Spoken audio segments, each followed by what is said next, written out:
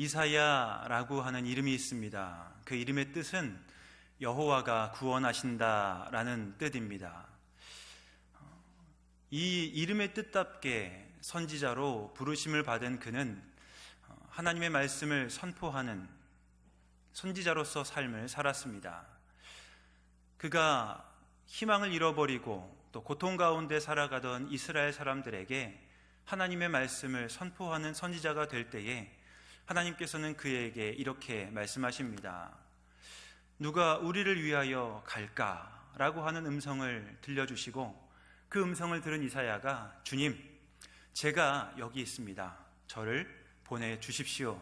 라고 화답을 합니다. 하나님께서 이 화답을 들으시고 그를 선지자로 세우셨는데 그가 받은 사명이 참 잔인하다라고 할 수 있습니다. 왜냐하면 그가 받은 사명을 감당하면 감당할수록 이스라엘 사람들이 하나님으로부터 멀어지기 때문입니다. 이사야서 6장 9절에서 10절 말씀을 함께 읽도록 하겠습니다. 여호와께서 이르시되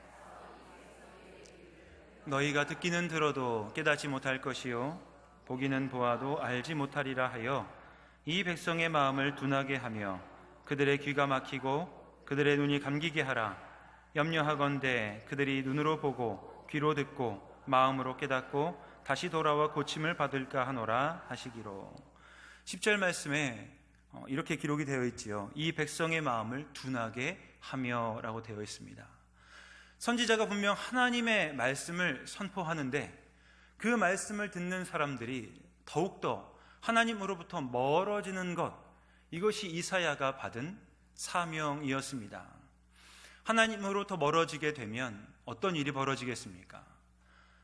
하나님의 심판 그리고 이방으로부터의 침략으로 인해 고통이 임하게 됩니다. 그래서 그 고통을 바라보는 것이 힘들고 어려운 일이기에 이사야는 하나님께 이렇게 질문합니다. 주여, 어느 때까지 제가 이 말씀을 선포해야 하고 이 고통이 이어지겠습니까? 라고 이사야가 질문할 때에 하나님께서는 이사야의 질문에 이렇게 대답하십니다. 이사야 6장 11절과 12절 말씀인데요, 거기서 이렇게 기록이 되어 있습니다. 주께서 대답하시되 성읍들은 황폐하여 주민이 없으며 가옥들에는 사람이 없고 이 토지는 황폐하게 되며 여호와께서 사람들을 멀리 옮기셔서 이 땅 가운데에 황폐한 곳이 많을 때까지니라 라고 말입니다. 다시 말하면 이스라엘이 완전히 황폐하여서 그 성이 다 무너지고 사람들은 절망 가운데 놓일 때까지 이사야는 하나님의 말씀을 전해야 하지만 그 말씀을 듣는 사람들은 점점 하나님으로부터 멀어지는, 이사야가 받은 사명은 기구한 사명이다라고 할 수 있을 것입니다. 이런 사명을 전할 때에 이스라엘 백성들의 상황과 형편은 어떠했을까요? 이스라엘은 전통적으로 남쪽에 있는 이집트, 즉 애굽과 북쪽에 자리한 아수르, 바벨론과 같은 나라들 사이에 끼어 있었습니다. 강대국들끼리의 패권 다툼에 끼어 있었기에 날마다 하나님 은혜가 아니면 그들이 안전을 보장할 수 없는 지역에 살고 있었던 것이지요. 우리가 알고 있는 것처럼 결국은 북이스라엘은 아수르의 손에 멸망당하고 남유다는 바벨론의 손에 멸망당하는 것이 이스라엘 사람들의 역사였습니다. 그 과정을 생각해 보면 강대국들이 침략할 때마다, 그들로 노략을 당할 때마다 얼마나 많은 고통과 아픔이 있었겠습니까? 이것을 묘사하는 구절이 이사야서 1장 6절에서 8절 가운데 나오는데요, 함께 이사야 1장 6절에서 8절 말씀을 읽도록 하겠습니다. 발바닥에서 머리까지 성한 곳이 없어 상한 것과 터진 것과 새로 맞은 흔적뿐이거늘 그것을 짜며 싸매며 기름으로 부드럽게 함을 받지 못하였도다. 너희의 땅은 황폐하였고 너희의 성읍들은 불에 탔고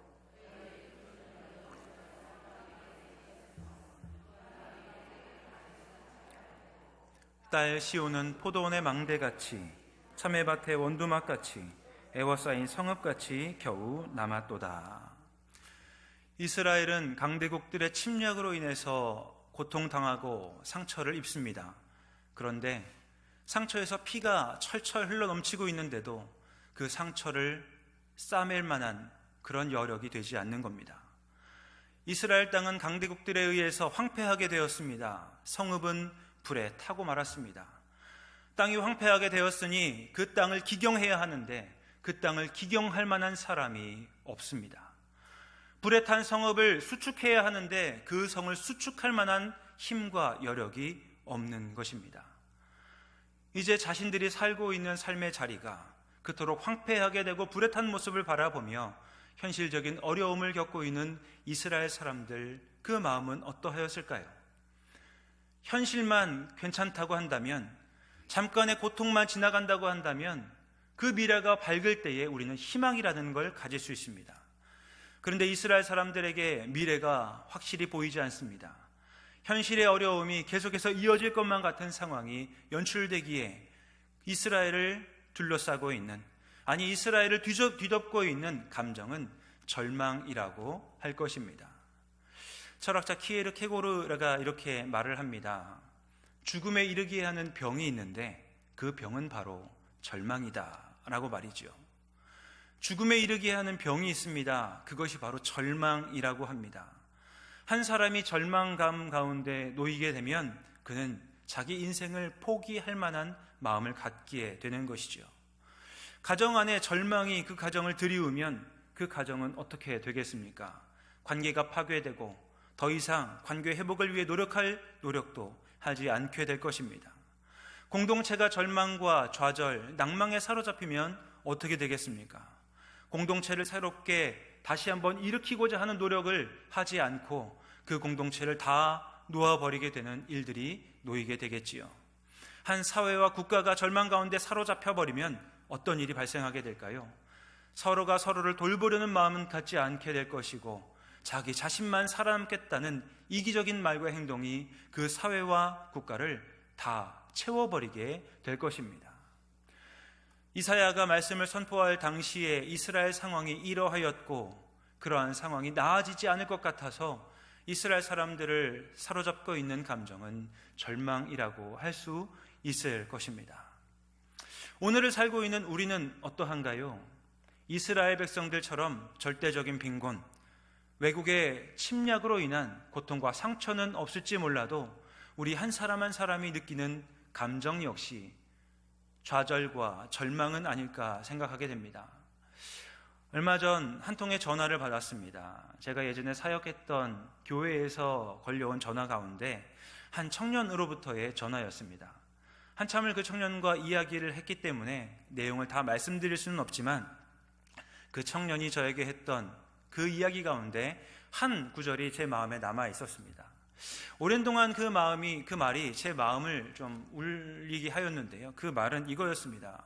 목사님, 어떻게 기도해야 될지 모르겠습니다 라는 이야기였습니다.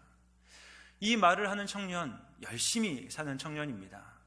자기가 생업을 이루고 있는 삶의 자리에서 아침부터 저녁까지 열심히 일하면서 사람들을 대하고 그리고 손님들을 열심히 섬기는 청년입니다. 일만 하는 청년이 아니고요. 주일이 되면 찬양팀으로 또 리더로 섬기는 청년입니다. 그런데 이 청년이 가정을 이루고 아이가 출산하면서 가정을 이끌어가는 가장의 무게 가운데 서다 보니까 현실의 무게가 녹록지는 않았나 봅니다. 열심히 일을 하고 있음에도 불구하고 현실적으로 자기가 감당해야 될 삶의 무게가 무거워서 어떻게 기도해야 될까라고 하는 가운데 지금 하고 있는 일을 접고 이제 조금 더 안정적인 자리로 가야 할까라고 하나님께 기도할까 생각했답니다. 그런데 그렇게 기도하고 안정을 취해 간다고 한들 그 안정이 언제까지 지속될지 몰라서 목사님 어떻게 기도할지 모르겠습니다 라고 하며 저에게 하소연하던 그 청년의 이야기가 아직까지도 제 마음에 남아 있습니다. 누군가 여러분에게 와서 집사님, 권사님, 저 어떻게 기도해야 될지 모르겠습니다 라고 말한다면 여러분께서는 무엇라 대답을 해 주시겠습니까? 2022년 10월 25일 한국일보 기사의 제목이 다음과 같습니다. 벼락 거지, 벼락 부자의 세상, 이런 제목의 기사가 나왔는데요. 이 기사를 쓴 기자가 직접 경험한 내용인 것처럼 보입니다. 제가 그 기사의 내용을 일부 읽어드리도록 하겠습니다.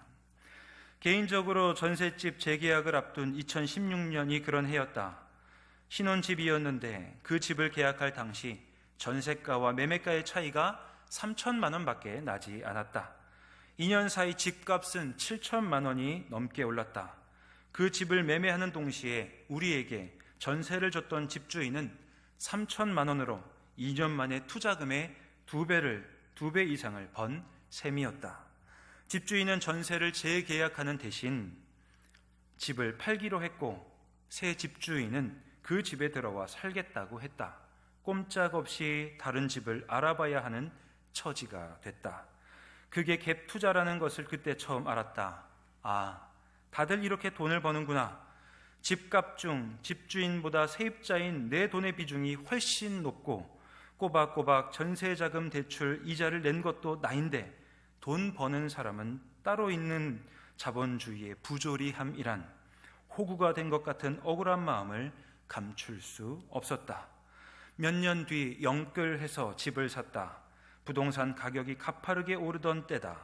대출금을 갚느라 허리가 휘어도 괜찮았다.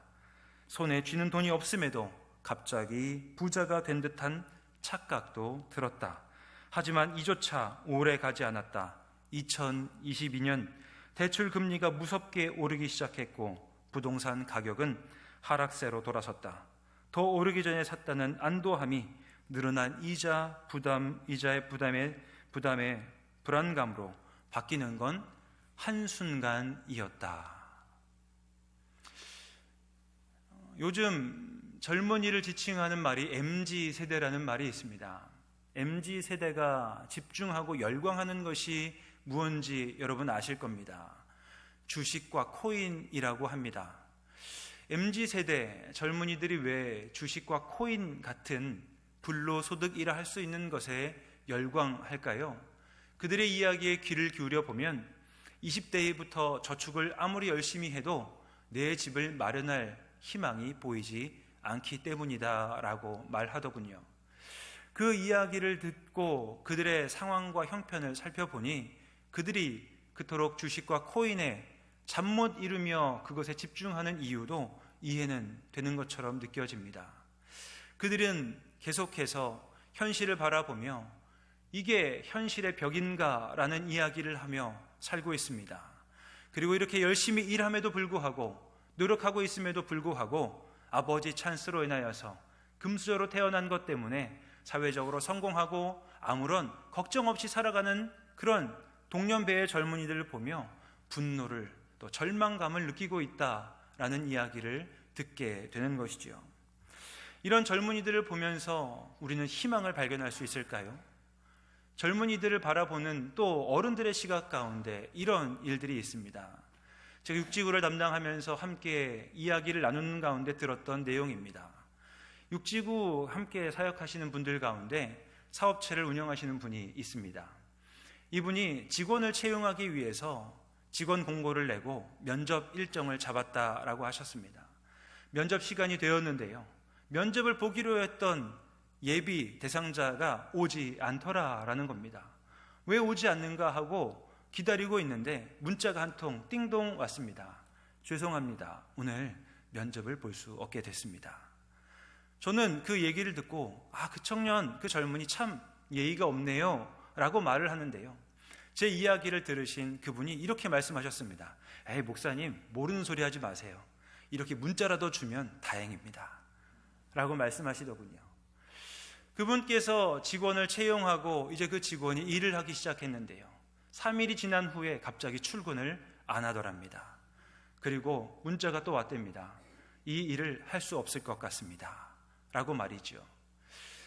그렇게 직원을 채용하는 일이 어려움을 호소하시면서 젊은이들이 어려운 일을 하고 싶어 하지 않는다라는 말을 하시며 직원 채용하기 참 어렵다라는 생각을 알려주셨습니다. 그러면서 젊은이들을 바라보는 우리 마음에 내 시각에 희망이 점점 사라져간다라는 이야기를 하신 것이 기억에 남습니다. 젊은이들이 6개월을 일하고 그만두는 젊은이들도 많다라는 이야기를 들었습니다. 왜인지 아시나요? 실업급여를 받는 기준이기 때문입니다. 왜 젊은이들이 그렇게 행동할까라고 묻는 저의 질문에 그분은 이렇게 대답하셨습니다. 젊은이들이 그렇게 행동해도 자기에게 손해가 가지 않기 때문입니다 라고 말이죠. 젊은이들을 바라보는 우리 마음에 희망보다는 실망감이 느껴지는 것들, 이것이 현실이지 않나 생각됩니다. 물론 그것이 다는 아니겠지요. 개인적인 사정이 있을 수 있고 개인적인 어려움이 있어서 그런 연락을 했을 수도 있지만, 사회적인 분위기가 점점 그렇게 가는 것이라고 한다면 우리가 이 땅을 바라보면서, 사회와 나라를 바라보면서 어떤 희망을 가질 수 있을까 생각해 보게 됩니다.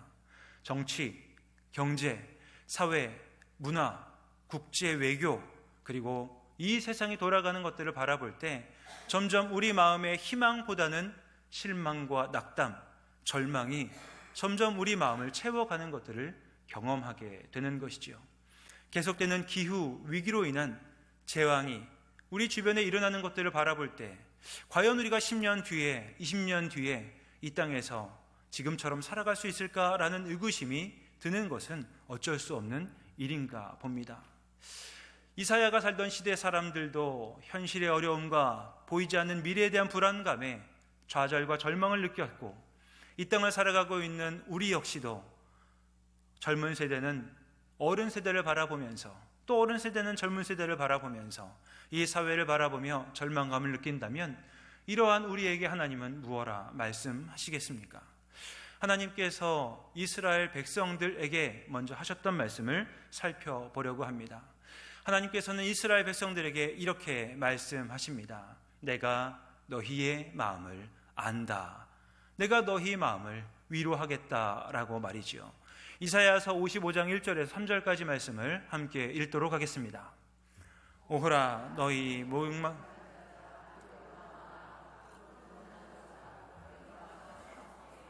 값없이 와서 포도주와 젖을 사라. 너희가 어찌하여 양식이 아닌 것을 위하여 은을 달아주며 배부르게 하지 못할 것을 위하여 수고하느냐.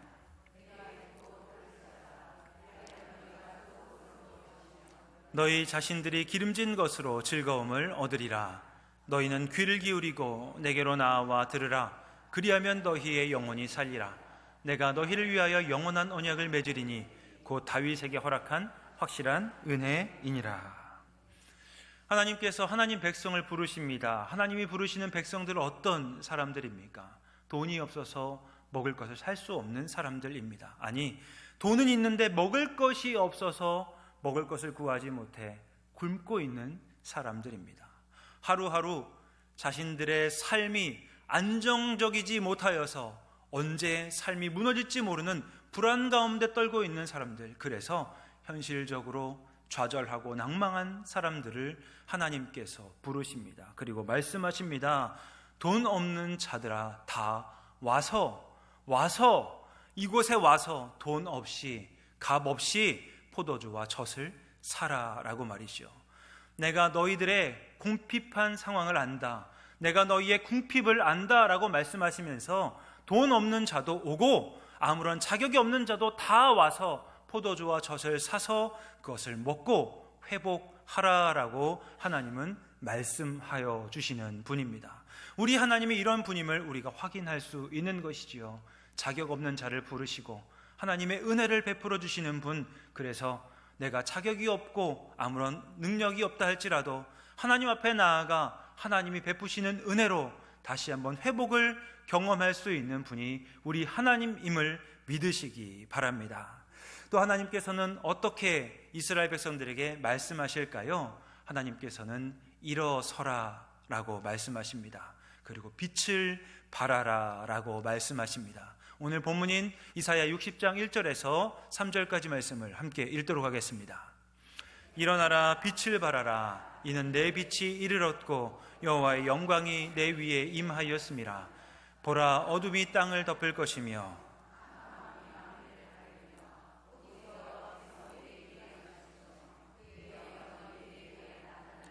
나라들은 내 빛으로 왕들은 비치는 내 광명으로 나오리라. 하나님 앞에 나온 이스라엘 백성 이스라엘에게 하나님 말씀하십니다. 내가 너희의 빛이다. 너희에게 나의 빛을 비추어 주겠다.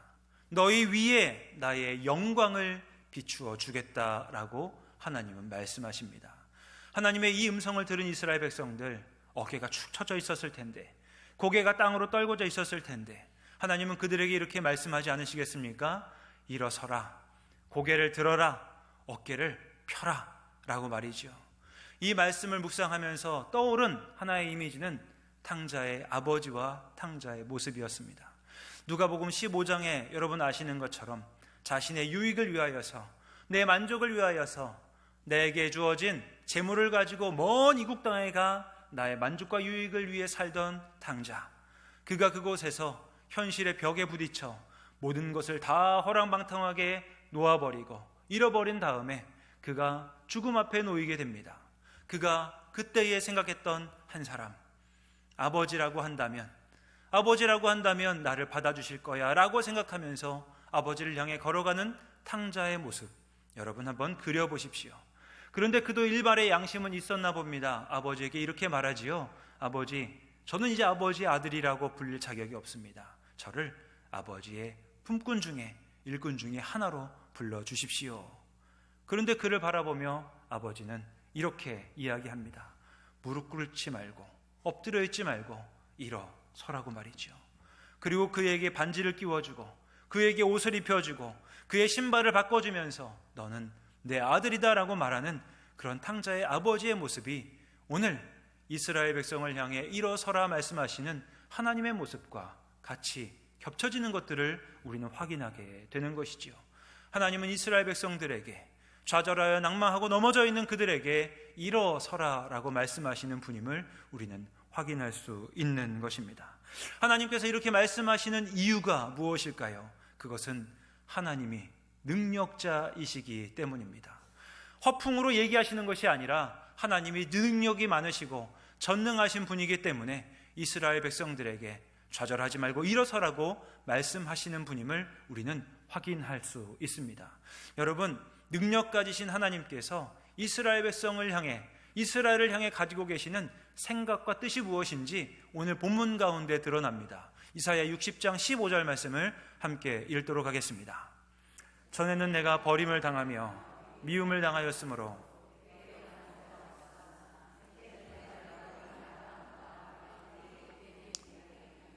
이 말씀 한번 다시 보여주시면요, 이 말씀 보여주시면 이렇게 기록이 되어 있습니다. 이제는 내가 너를 영원한 아름다움과 대대의 기쁨이 되게 하겠다. 여러분, 이 말씀에서 하나님의 의지가 보여지십니까? 하나님의 결단과 결심이 느껴지시느냐는 말씀입니다. 지금 이스라엘 백성들은 좌절하고 낭망하여서 스스로 일어날 힘도 없고 그곳에서 죽음을 눈앞에 두고 있는 것처럼 느끼고 있는 사람들인데, 그들에게 하나님이 말씀하십니다. 이제는 내가 너 넘어져 있는 이스라엘을 영원한 아름다움과 대대의 기쁨이 되게 하겠다라고 말이죠. 어마어마한 내용 아닙니까? 우리가 감히 상상할 수 없는 이야기들을 하나님은 말씀하십니다. 왜요? 하나님께서 이 능력이 있으신 분이기 때문입니다. 하나님께서 이 능력을 베푸셔서 이스라엘 백성들을 다시 일으키시고 그들로 하여금 좌절하여 낭망하는 절망이 결론이 되는 인생이 아니게 하시겠다 말씀하시는 것이지요. 하나님께서는 이스라엘 백성들을 회복하고 위로하는 것으로 끝내는 분이 아님을 우리는 알 수 있습니다. 하나님께서는 이스라엘을 다시 일으켜 세우시고 그들을 통하여서 하나님이 어떤 분이신지를 이 땅 가운데, 만방 가운데 보이시를 약정을, 그런 의지를 가지고 계신 분입니다. 이렇게 회복된 이스라엘 백성들이 어떤 일을 할까요? 이사야 61장 1절에서 3절 말씀에 나오는데요, 우리는 3절 말씀만 읽도록 하겠습니다. 이사야 61장 3절 말씀 함께 읽습니다. 무릇 시온에서 슬퍼하는 자에게 화관을 주어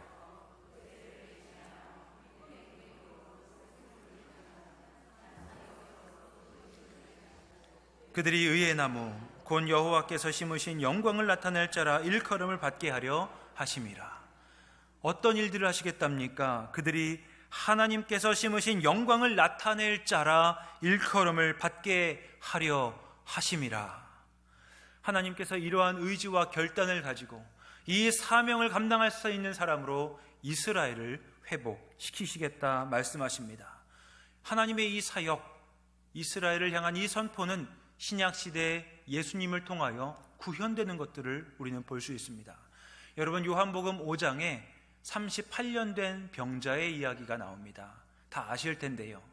이 병자는 38년 동안 연못에 물이 동하는 것을 기다리면서 그곳에서 가장 먼저 그 연못에 들어가기 위해 노력했던 사람입니다. 그런데요, 이 사람이 그곳에 들어가기 전에 다른 많은 사람들이 먼저 그곳에 들어감으로 말미암아 그의 시도는 번번이 실패로 끝납니다.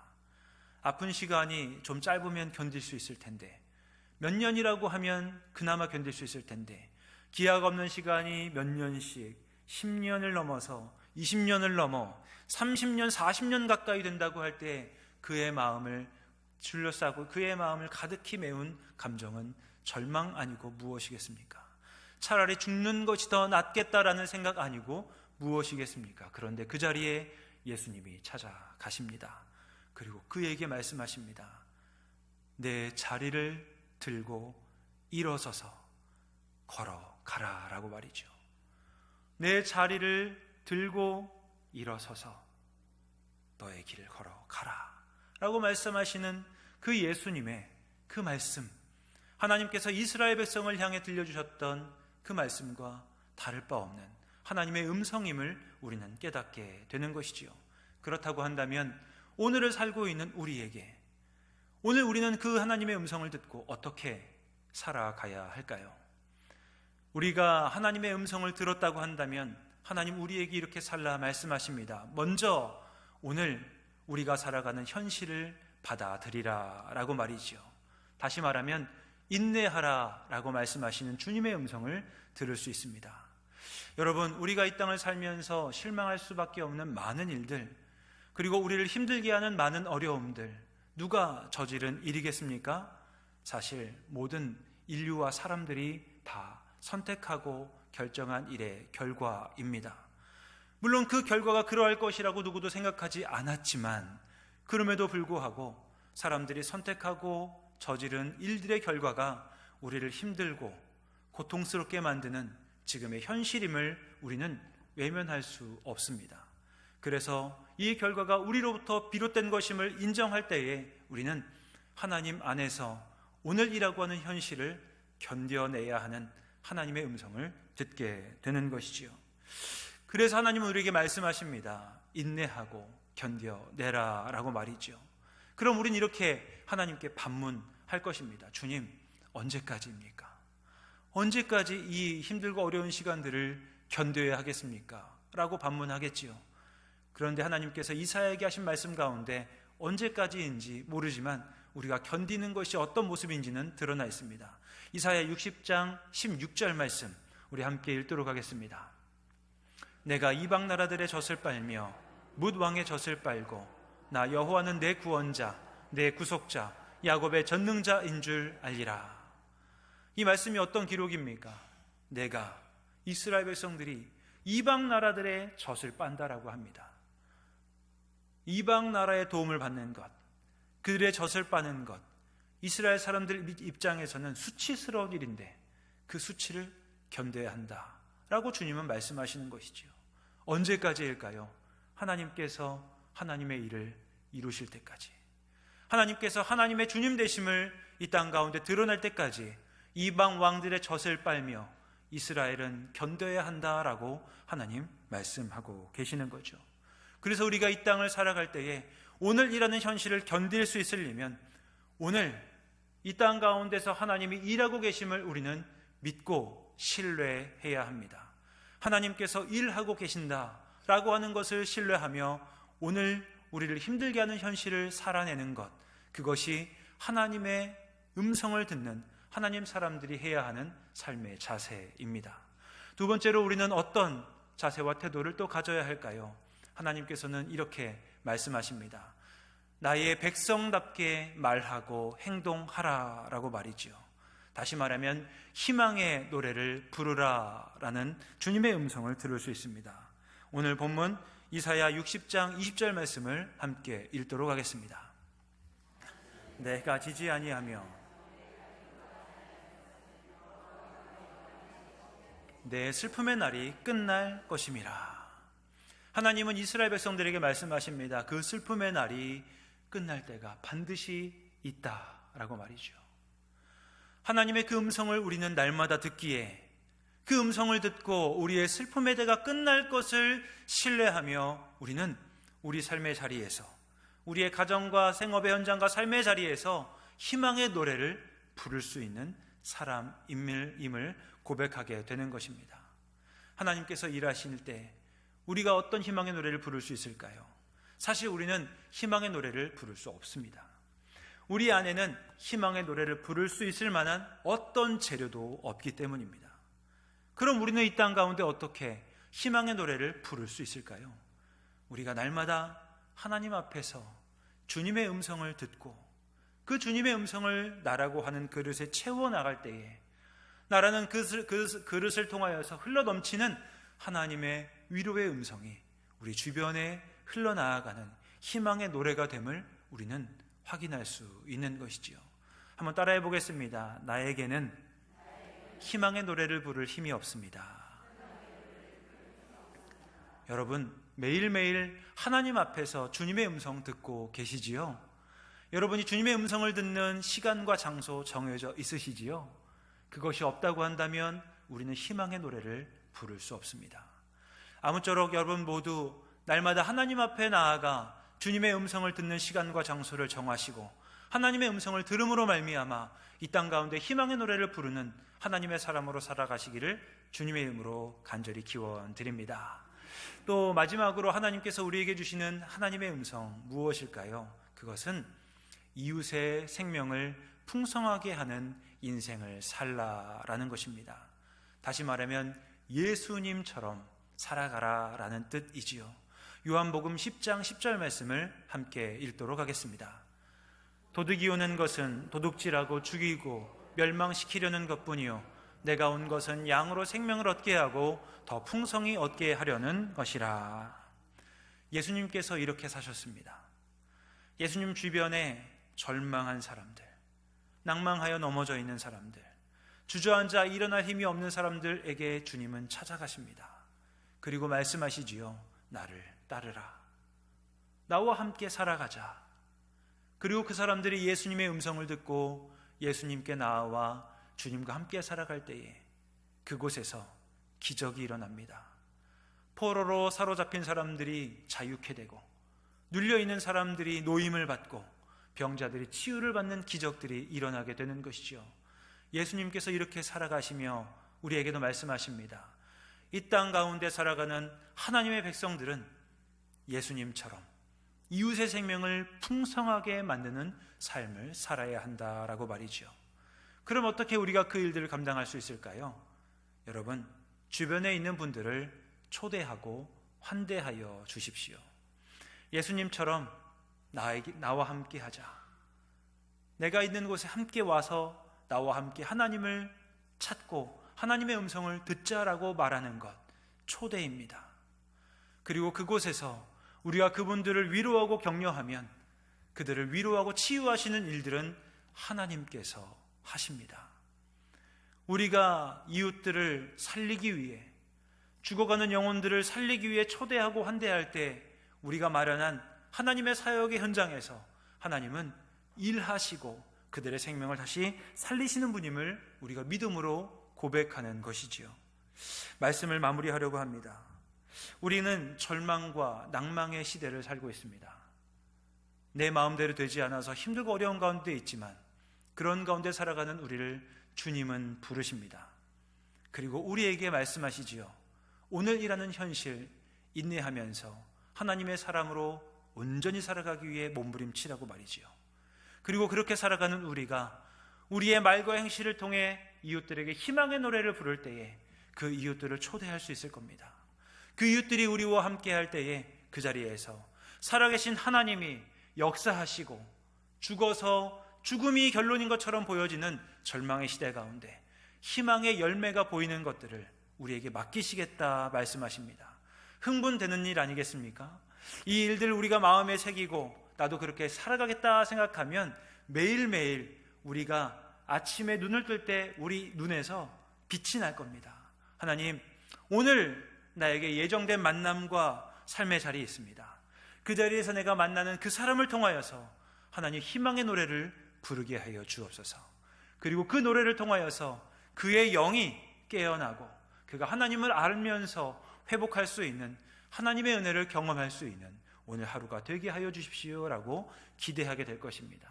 아무쪼록 하나님의 음성을 듣고 여러분의 삶의 자리에서 하나님의 사명을 감당하는 하나님의 사람으로 살아가셔서 오늘 하루 여러분을 만나는 사람들의 영혼을 살리는 하나님의 영광의 찬송으로 살아가는 모든 승리교회 교우분들 되시기를 성부와 성자와 성령의 이름으로 간절히 기원드립니다. 기도하겠습니다.